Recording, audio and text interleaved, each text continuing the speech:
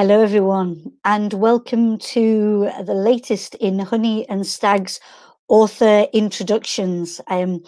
Here at Honey and Stag, we're really keen to help you, crime fiction readers, get to know the latest authors that are appearing and get to hear about their books. And so today's author that we'll welcome into the studio is Allie Reynolds.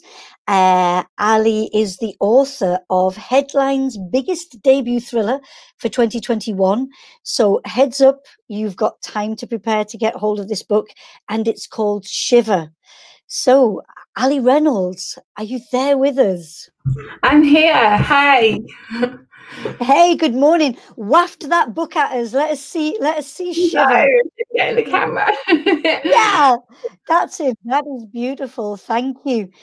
So, Allie, if I can introduce you to the audience a little bit, you are originally from England.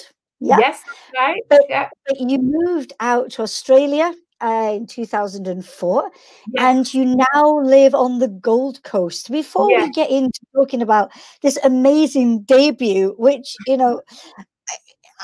I have to say, reading it in summertime, the cold, all right, the cold that you evoke and the way that you see the snow says so much more than just a tourist enjoying the snow. So we're going to come back to that.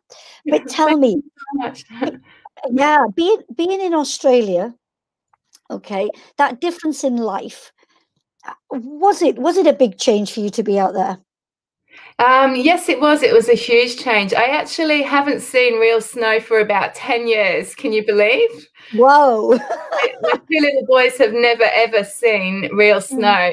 So I suppose I never really liked the cold. I always felt the cold a lot. And it was okay when I was snowboarding because I was in warm clothes. But I loved moving to a hot place. I'm in Gold Coast, and it's winter now, but it's not too bad. So brilliant. I love to hear that the move was good. And even though, because you are clearly passionate about snowboarding and life in the mountains, it comes out so much in your writing, but that it's not been too hard a rift because you don't like the cold. I think that's fabulous. So 2021, we will be able to get hold of Shiver, published by Headline. Before we can do that, though, I want you to take us to that point of where you thought, I have to write this novel. When did this debut? When was its first, sort of like, when did the shoots start to appear? Okay, so this novel actually formed really quickly. I wrote the first draft within about 6 months. I started about 2 years ago. But before that, I was trying to write a different novel, a different thriller set in the mountains. And I wrestled with that one for over 20 years. Whoa. So that began when I was actually living in the mountains and snowboarding. And I was just blown away by that world at the top of a mountain, this white world where it's just so different to anywhere else, a very dangerous world. So that was when I originally really wanted to set a novel there. Brilliant. Thank you. And so the process, because without wishing to sound too much like a stalker, I was looking at your Instagram account, just to get to know you a little bit better before today. And there's an image of you there with a whiteboard with 2 different colored Post-it notes on it. So could you tell us a little bit about your process in forming the novel? Yes. So I've been trying to write novels for 20 years, and I never used to plan. I always just used to start writing. Shiver was the first novel that I actually planned, because I sort of figured out by then my weakness must be that I wasn't planning. I needed to figure out my story a lot better before I started writing. I kept getting in a big mess with storylines. So I studied online how a lot of different writers plan stories, and quite a few seem to use the Post-it method. So I thought I would give it a go. And with it being a thriller, it's quite a complicated plot. So I've got a giant whiteboard. It's probably as tall as I am. And I used 2 colors of Post-its because I've got a dual timeline in this novel. It's like the present day and then 10 years ago. So I spent a month planning this novel, planning out the scenes, 1 scene per Post-it. And I would spend whole days just shuffling them around, trying to get the right order. And yeah, for me, it was really, really helpful because then when I came to actually write it, it just wrote quite smoothly, quite fast. It's brilliant. So I love the way that you found a device, a strategy, you know, from writing for so long and trying to get that, you know, those ideas to coalesce, and then you found a way, and you know, and people watching, you know, if there's people out there thinking, how can I do it? I'm not sure how to do it. You know, you've given a brilliant tip there. It's worked for you. It might work for them. Okay, so before I ask you any more questions, I wonder, would you be so good as to give the viewers a taste of Shiver? Yeah, certainly. I would love to. Thank you. So here we go. I'm going to read out the prologue to start with and a tiny bit of chapter 1. Okay.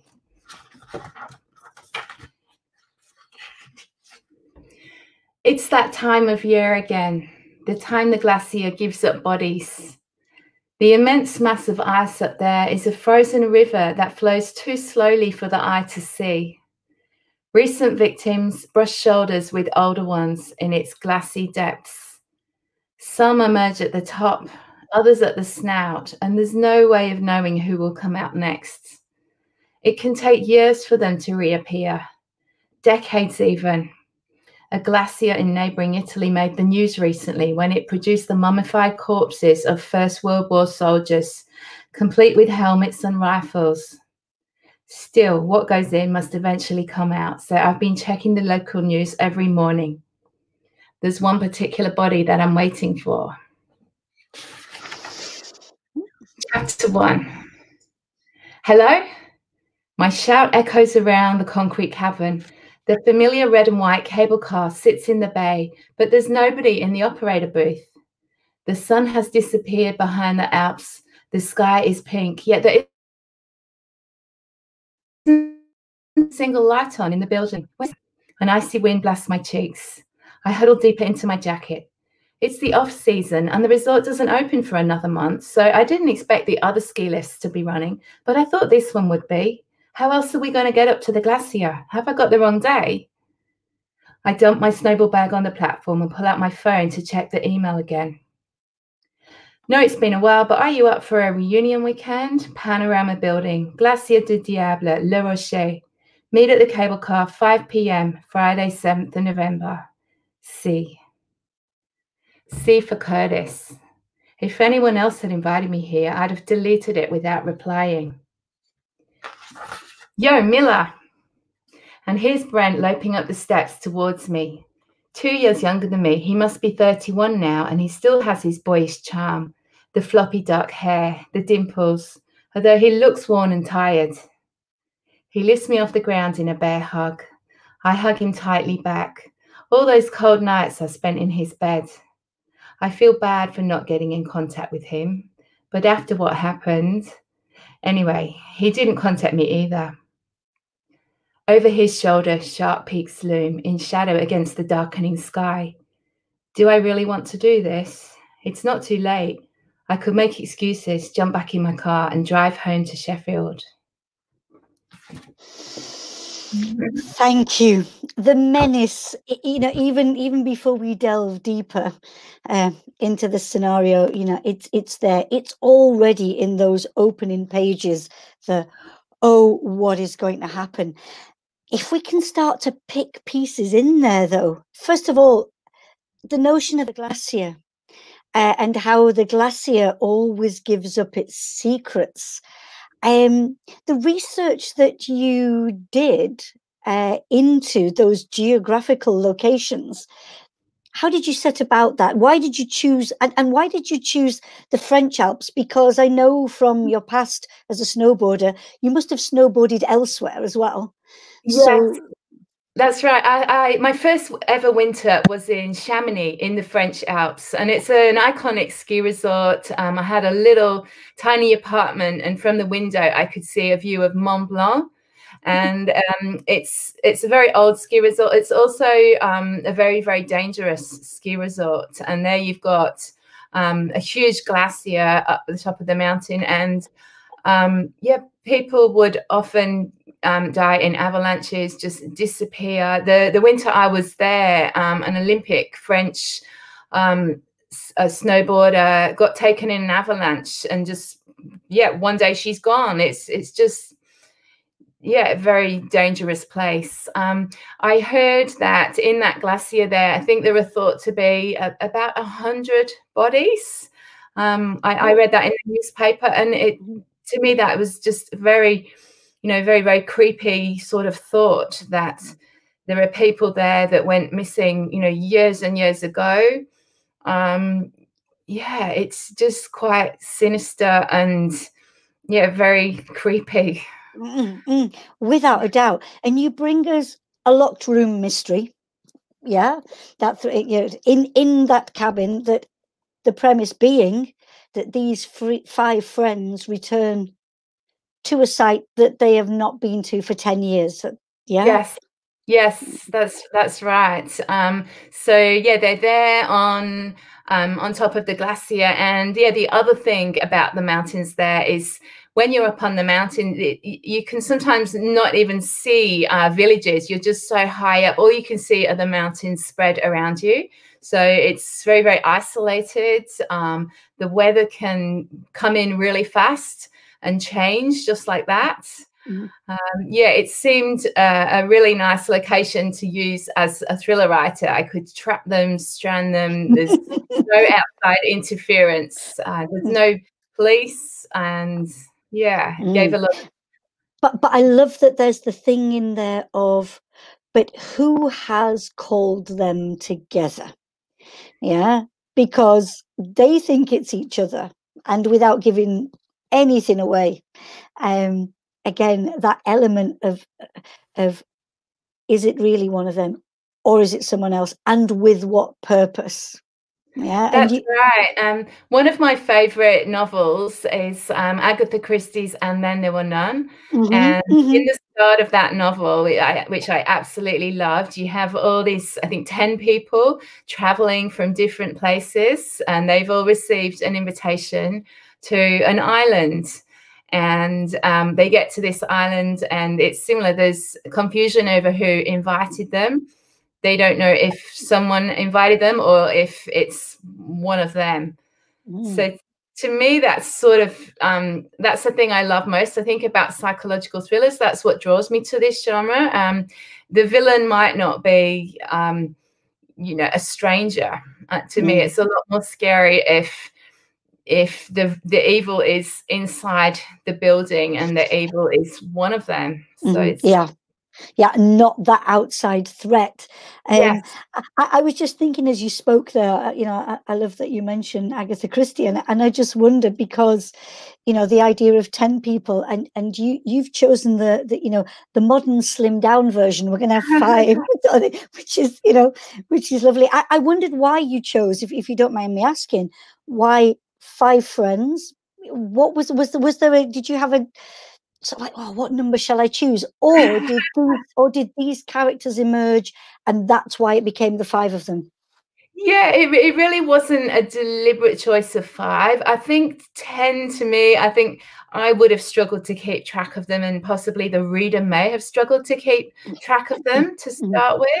I had an idea of who roughly I wanted, and I remember when I was planning the story, I drew them out as a sort of character web. So I had a piece of paper with my 5 names on and drew lines between them, lines of conflict. So, for example, one might be the best friend of another one, and there's a girl that likes both of the guys with one partner.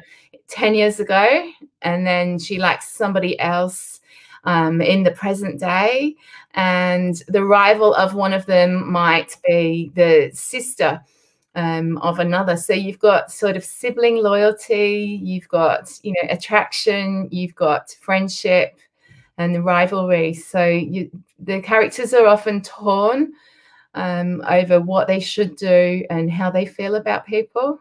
I love that you mentioned that, because again, without giving anything away, I think even right to those last pages, there's a sense of being complicit and understanding and supporting one another despite what might have happened. Thank you. Yeah. That we're in this, and whatever's happened, I'm on your side. And I think in these times that we live in, where we are, we're not together like we were. It's lovely that we can do this. I'm really grateful that we can have moments like this. We probably wouldn't have been able to do this prior, or thought of doing this.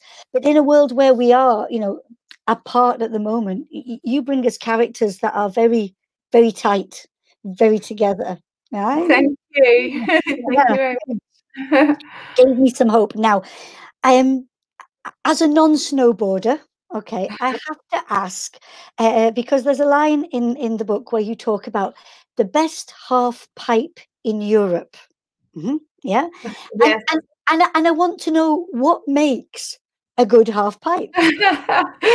Yes. So it would be basically something that's got a perfect shape. So it really, if you can imagine a sort of, say, 100-meter long half tube of ice. My publishers had me sort of explain it during the editing process, because they pointed out quite rightly that, many people might not be able to picture it really. But yeah, the best half pipe would be beautifully groomed, beautifully shaped.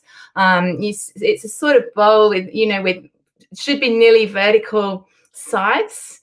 And if they're a bad shape, the snowboarders will jump out of it, and then they could land on the top and break bones. I've seen it happen. Or if they've got holes or, damaged walls because it hasn't been groomed recently, then again, you can fall in the hole and break bones or worse.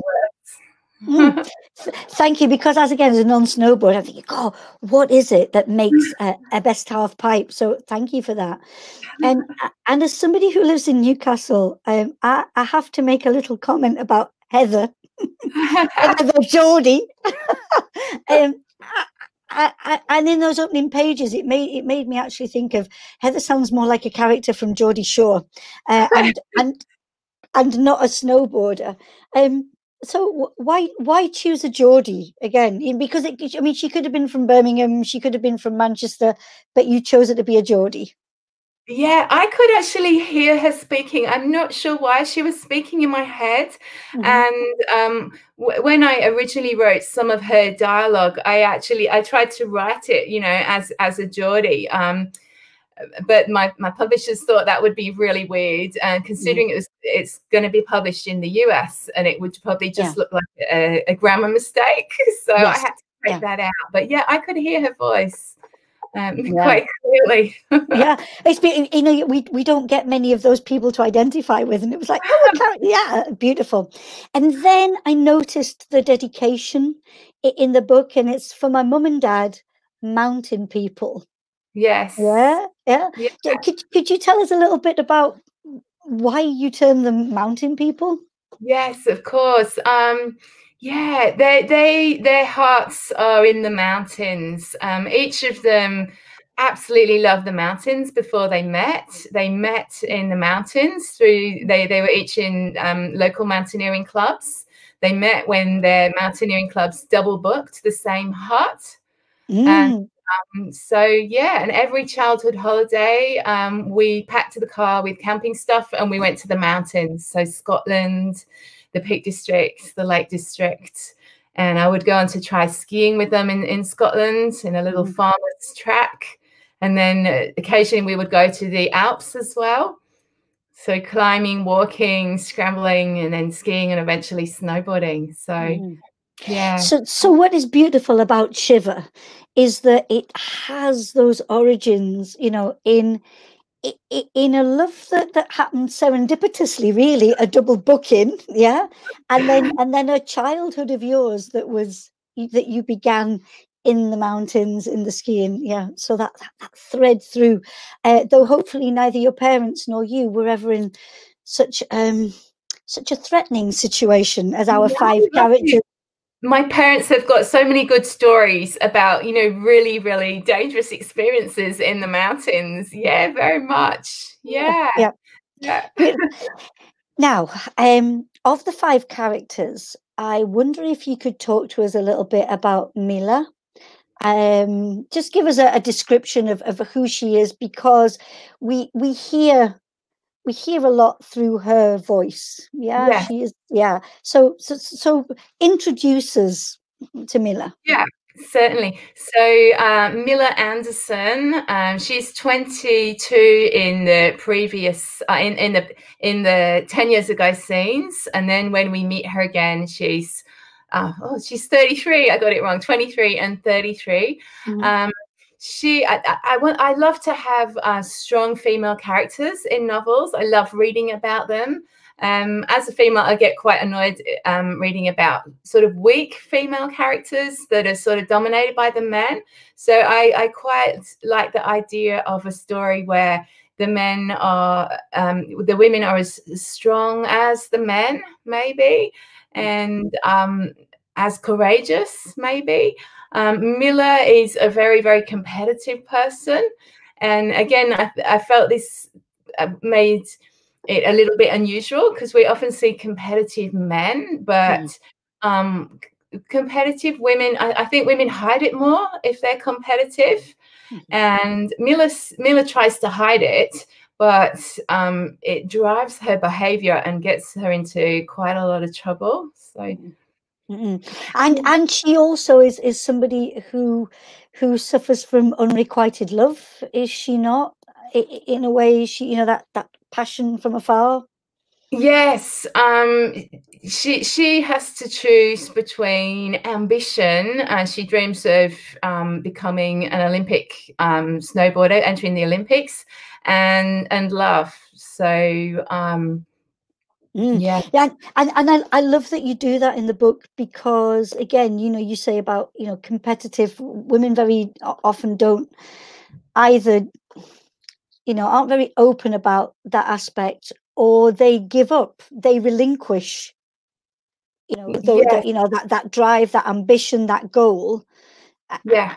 You know, and I don't want to use the word settled, because it makes choice seem a negative thing, but they don't necessarily choose what would have been their first passion, if you will. Yeah, very much. Yeah. I found it very interesting, and the insights into what makes her act and do what she does. I love the way you handled that. But if we can contrast her with the missing person, because there were 6 in the group originally, and so Saskia, who disappears. How does she contrast to Milla? What's the differences between them?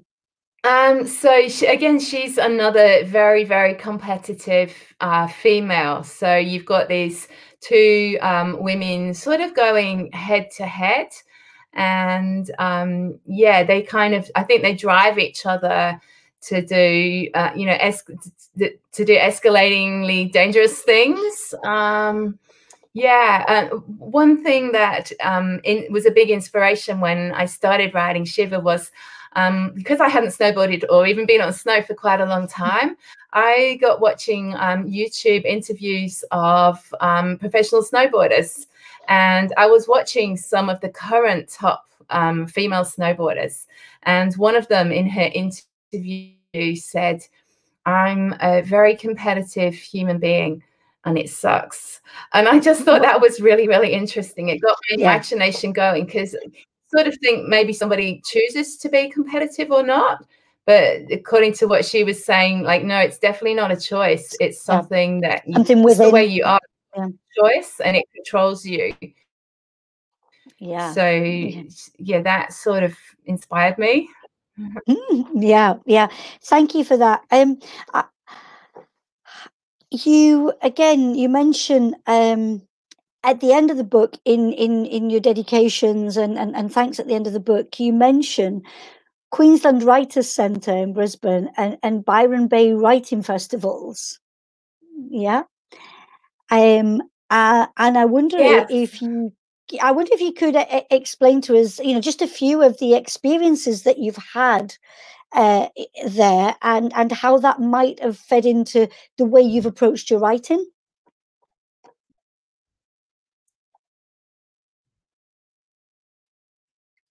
So it just cut out the last few words of what you said. No worries. Yes. Hello, hi. Yeah.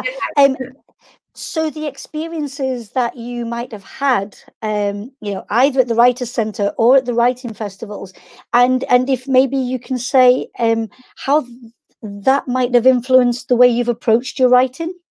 Yes. So I actually taught English for 15 years here in Australia, but I was always an aspiring writer, writing as a hobby, writing on the side, and eventually started writing short fiction for women's magazines in various countries.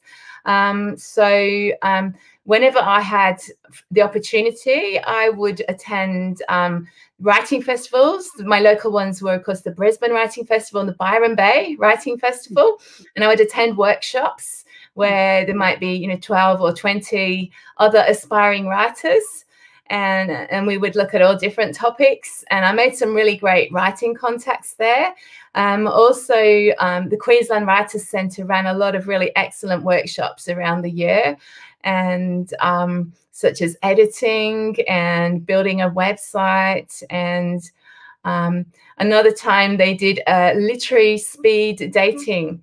So they had various publishers and agents, and you would line up and you had 1 minute to pitch your story in front of them. So it was a really exciting and terrifying opportunity as an aspiring writer. Yeah, but so useful, because looking at what has happened with Shiver, I mean, just to let people know, if they're not aware, that it is, or is going to be translated. It's been signed for to be translated into 14 languages. So 18 actually now. 18 yes. Now. Yeah. Wow, that's fabulous. And that's without it being out there in English yet. I mean, that is phenomenal. Well done. Yeah, I know, it's just to me. Yeah. Yeah, the strength. Okay, the strength of your narrative, the strength of the characters, this premise, it's captured the imagination of people even before, it's had a chance to be properly out there. So, this just bodes so well. I wonder, we have to wait until January 2021. And if you could say something to us now that will keep us, hanging on and in suspense, and just, and the possibility, because we can pre-order, can we not? There's the possibility there to pre-order. Pre-order now, yes. Yeah. Tell us why we should be, just be hanging on till January 2021, because the read we're going to have is going to be amazing. It puts together a group of very competitive people in a dangerous natural environment, and it asks, how far might someone really go to win? Yeah, and are we willing to face the truth about that? Will that mirror be held up against us? Who knows? Allie, I am really sorry that the time is running away with us, and I don't want to end this conversation, because the chance to get to know you and the chance to get to hear about this amazing debut thriller I hope that when it is out in January next year, I hope if you would be willing, I hope we can do this again. Fantastic. I would absolutely love to. And thank you very much for inviting me to do this today. It is a pleasure. Honey and Stag, are equally thrilled to be able to spend this time with you and to put out the word, to people of, it will be worth waiting until January. Get hold of Shiver, because just think, in this part of the world, in the Northern Hemisphere, give it a waft for us as well. Yeah. This is beautiful. the print version, so I'm the normal version hasn't made it out to me in Australia yet. A little bit long. It's got red edges. You can see. It's beautiful. The red, the blood on the snow. We'll be we'll be at that time when we'll be in chill here in the Northern Hemisphere, and it'll just be such an amazing read to cozy up with.